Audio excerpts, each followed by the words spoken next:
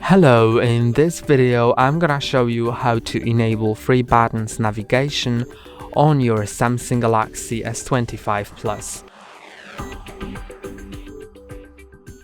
So to do it, you need to go to the settings, then scroll down until you can see the display, so it's here. Now go to navigation bar. Then you can set it to swipe gestures and buttons. Now it's in the free buttons mode. So when you click on more options, you can also change the button order, and I prefer to have it on this order because I'm right-handed, so it's easier to access the back button, which I use way more frequently than the recent button. And that's all for today. Don't forget to like and subscribe. See you next time.